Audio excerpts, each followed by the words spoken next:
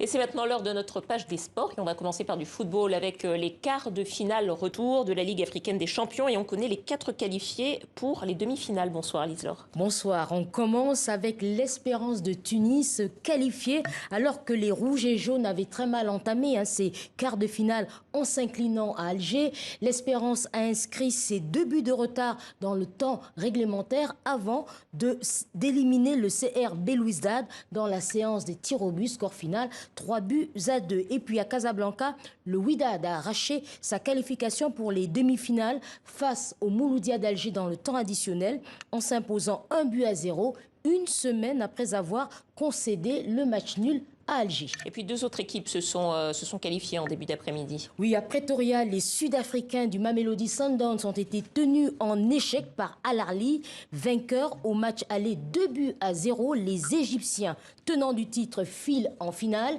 Idem pour Kaizer Chiefs, malgré une défaite face au Simba SC 3-0. Les Amakosi de Soweto se qualifient à la faveur de leur large victoire à domicile face aux Tanzaniens 4-0. L'Afrique du Sud compte désormais un seul représentant dans cette Ligue africaine des champions. Bon, et puis demain, ce sera la dernière journée du championnat de France. Le PSG est juste à une tête de Lille et il pourrait peut-être être sacré champion. Racontez-nous.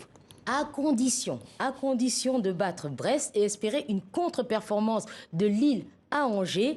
Pour Abdou Diallo, arrivé à l'été 2019 au Paris Saint-Germain, ce serait l'occasion de remporter un 2e titre de champion de France avec Paris.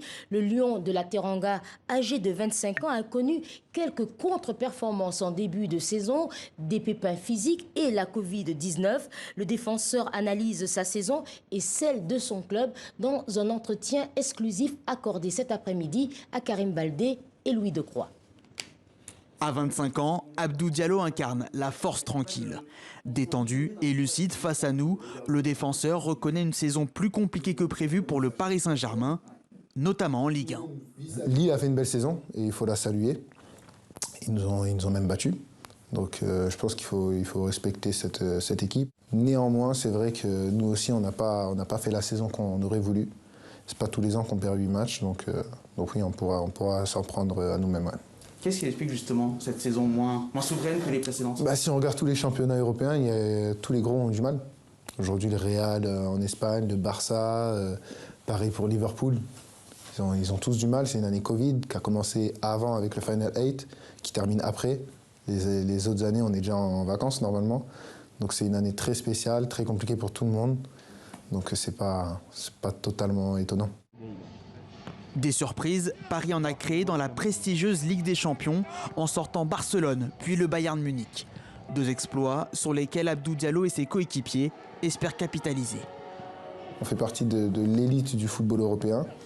Maintenant, comme je dis, un match, ça se joue à très peu de choses, surtout quand le niveau s'élève. Donc il faut continuer à travailler, continuer de progresser surtout, et ça tournera en notre faveur pour la prochaine fois. Avec un peu de recul, comment jugez-vous votre saison? Il y a eu des hauts et des bas, mais je suis content d'avoir eu ces bas, parce que c'est eux qui m'ont permis d'avoir des hauts. Ça te permet de rester focus, de te remettre en question, de travailler sur ce qui ne va pas, et surtout de ne pas baisser en vigilance. Ce qui m'a permis aujourd'hui de performer à un poste qui n'est pas le mien aussi. J'ai dû dépanner l'équipe à gauche. Je pense que je l'ai bien fait puisqu'on continue à m'y mettre. Donc positif. Après, j'aspire toujours à mieux, forcément, mais positif. Aspirer à mieux en cette semaine capitale.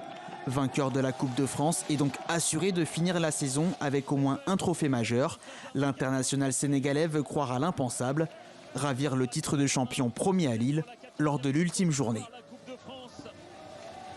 Un entretien exclusif que vous retrouverez dans nos prochaines éditions et sur les réseaux sociaux.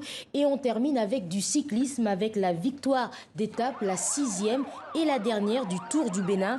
Le Burkinabé Paul Daumont conserve le maillot jaune et remporte cette édition 2021. Merci Lise-Laure. Merci. À demain. À demain. Voilà, c'est la fin de la première.